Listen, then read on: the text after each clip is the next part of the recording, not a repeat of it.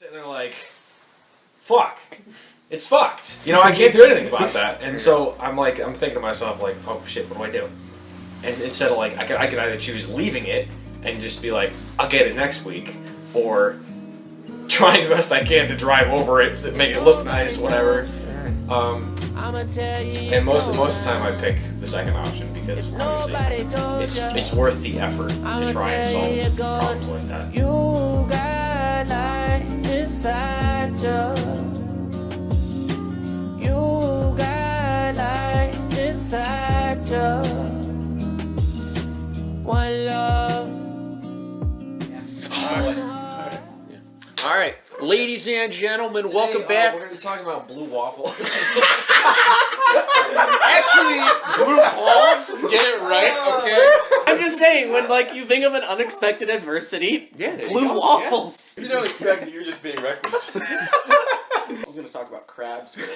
I had some crabs. That's another episode. I have crabs jokes ready to go. Last night I wrote a whole essay about crabs. How to get them, where to get them. Crabs. Oh, it's like the 5th or 6th episode of the Conscious Cast, you know.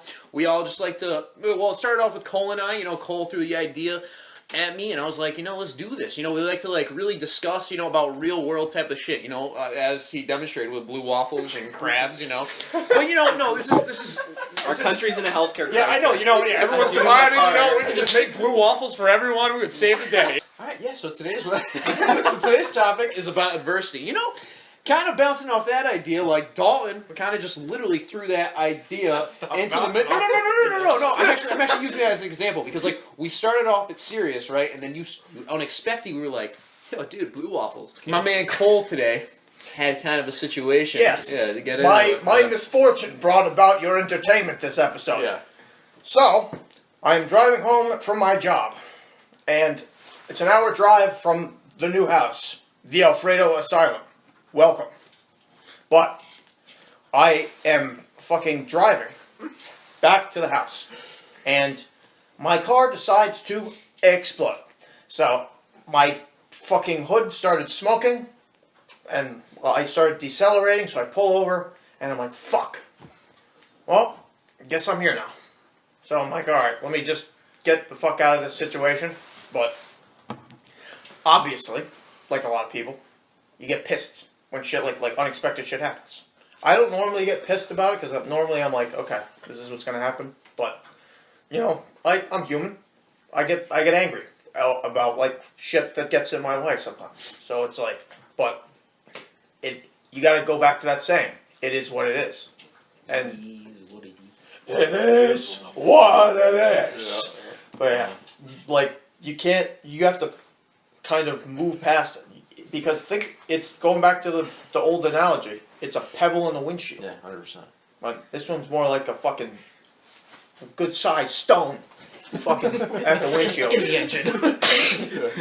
Yeah, but yeah, it's a wrench in the engine. Yeah. But it's it's the same thing. You can't let yourself get you can't get caught in the unexpected. 100%. You can't even prepare for the unexpected. This is the epitome of going with the flow. Yeah, no, 100%. Because that's you're gonna hit rocks. But you gotta be like Bruce Lee says, and you gotta be like water. You gotta flow over those rocks. Yeah, no, 100% what you just said. It's kind of it's something you're not expecting, right? And it's something that you're not thinking about within that moment, right? And obviously, unexpected things can be good, right? Sometimes you can get into a relationship. Sometimes you can experience really great things, but also it can be really bad things, right? Yeah. And so when you get into those types of situations, those types of circumstances, and you're like, shit hits the fan, right? You kind of go into survival mode, right? Like fight or flight in a sense. Mm-hmm. And you really sit there and you sit with yourself and you're like, okay, dude, based on these present moment circumstances and how I'm feeling, my emotions, what the situation holds itself, what am I going to do, right? Mm-hmm. And so when you kind of take a step back and you really look at this type of stuff, this is what conditions our mind in real life situations, right? We sit here and, because you can think about something, hypothesize, about all this type of shit, right? But when the shit really goes down, what are you gonna do, right? It's like when you're in a fight, right? If remember how we talked about in the first couple episodes, I forget what exact quote you said. I know exactly Yeah, what you're talking Everyone about. has a plan until they get punched in the face. Yeah, The Mike Tyson one. That's good, I was but, just- but it's the same thing. Yeah. It's like when unexpected. I think it was. This is a paraphrase of myself, but it's like when unexpected things happen, you always will fall back on your training. Yeah. Oh yeah, I remember exactly what you said. Yeah. You're only as good as your preparation. Yes. Right. Okay. Yeah. And like in that sense, it's like, what have you done in these past circumstances, right? Like for example, for me, like I remember at work one time, right? I remember. But when we get busy, like really fucking busy, and like shit starts to hit the fan, right? Like people are barely thinking, we're starting to get pissed off at each other. Like the chefs are getting irritated if one thing goes off, the normal flow of like we're just trying to be as efficient as possible, right? And so like if something goes off, like for example, say another waitress who drops a whole bunch of dishes on the ground in front of the middle of the restaurant, right? You've got takeout, you've got other customers, you got to meet their needs, right? What they want, get orders out, all this type of stuff. It's a whole type of system. What are you going to do within those types of situations, right? And for me, I literally, based on those, I could sit there and be like, oh, fuck, man, like, oh, what's going on? This is so bad. Or I can move towards a solution, right? And that, for me, when I'm in those real-world situations, I've noticed I move towards a situation as quick as possible. I'm like, okay, shit, all right, I can fucking sit here and do nothing, or I can actually do something about it. So I go grab, I know this is kind of like a mini example, but it's really what conditions your mind in these situations, right? It could be with school, it could be in work, it could be with all these different type of things. And I go get the broom, get the, fucking sweep it up, get it, keep it going, and like it's all good, it happened, it's in the past, it is what it is, Yeah. And so, yeah. Yeah, but like going off of that, like that's another thing with like, to a degree, like arguments and disagreements between people. Like if you wrong someone, be it by accident or like if it was just like you being lazy and not like cleaning the dishes or something or like that, it's like, it gets to a point where it's like, sorry loses its meaning, but if it's repeated, but that's getting into a different topic. But the point is I'm trying to make here is, sorry doesn't. It's like we have a problem. Fuck the formalities. Let's find the solution. Yeah, 100%. Like that's a big thing going on with my job right now. But I can't talk about it due to the nature of it. But it's like, there's like learning sessions or not learning sessions, but there's a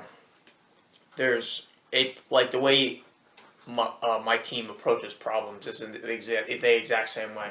Because it's like, hey, something's fucked up. We don't care. It's what's fucked up is fucked up. How are we gonna unfuck this up? Like that's like how it is. It's just like we're not trying to assign blame. Who did it doesn't matter. What matters is fixing it. You're on the same team. Yeah, exactly. 100%. And it's like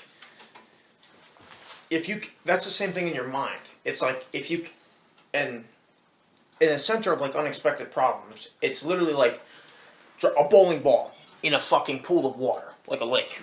And it's disrupting everything. It's fucking, it's a giant displacement in the what's the word I'm looking for? In the calm. Calm. And It could be a pool. It could be a pool. but it's like but that's once you realize like the water comes back to where it was. It always comes back. Yeah. But that's the thing. It's like that coming back is what matters. Yeah. You gotta be like a rubber band.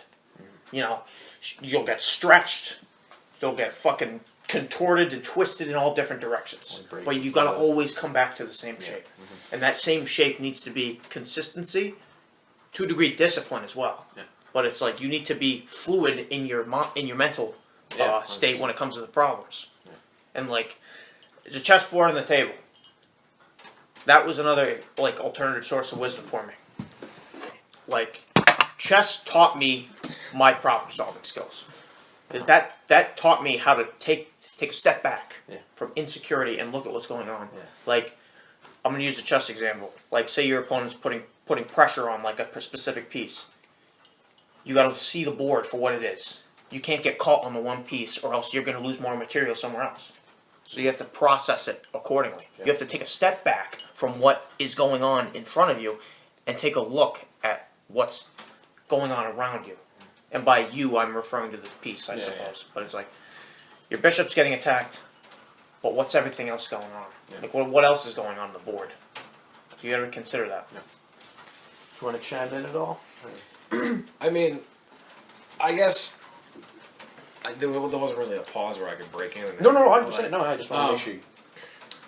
I find myself having unexpected issues popping up, even in my job. I landscape, so I'll be fucking. I'll just be like mowing. I'll be going in a straight line, or whatever, and then I'll turn around or something, and it's like a fucking banana. It's like the worst like mowing line you ever see. It's not in line at all. I'm sitting there like, fuck. It's fucked. I can't do anything about that. And so I'm thinking to myself like, oh shit, what do I do?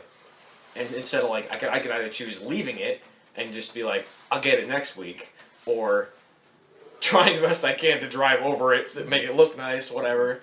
And most of the time I pick the second option because obviously it's worth the effort to try and solve problems like that. Even if they're little, like even if I fucking for again my job, if I'm fucking weed whacking and I kick a rock up, hits me in the face, temporarily I'm gonna be like, fuck you, that hurt. Like it was my own doing, but fuck you. I'm not gonna be like make a huge deal out of it. I'm gonna pick the better option and trying to solve it. So calming down and not getting angry or just going on, moving on, whatever. Continuing. And then what you were just saying about the how chess is like molded your I guess way to fix that kind of stuff. Yeah. A lot of strategy based things help with that too. Like I mean, I can off the top of my head right now I can think like video games. Like as dumb as that Have is. you ever played Civ? It's a good strategy. I haven't. video game. No, I haven't. Got it.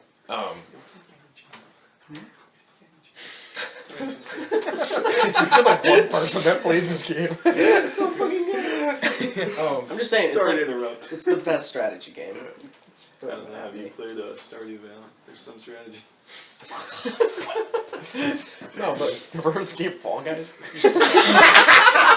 Yes! Fall Guys is chess too. Yo, Among Us is all strategy. No, actually low key though. It is though. That's Yeah, the low key, problem. yeah. I mean, like games like that. Yeah. I mean, it basically prepares you for having these like these problems that just pop up out of nowhere. And you're like, all right, how do I deal with it? You take these aspects from different things and you just apply it. Yeah. It's cool. Like that. It's literally external wisdom. Yeah, it's like that pebble in the windshield, right? Like how you said, like you're weed whacking and the literal pebble hits you in the eye, right? But you remember the bigger purpose at hand. You're like, okay, I got to get this property done. I'm not gonna like sit on the ground under the tree and cry, for the rest of the day, And just kind of, oh man, why did this happen to me? Like you understand, like okay, yeah, you understand, like kind of in the sense like your own potential, right? And your own like being, in the sense that like I'm not gonna let myself get sucked into this thing, right? And it's like, in a sense, it's like you're doing it yourself, right?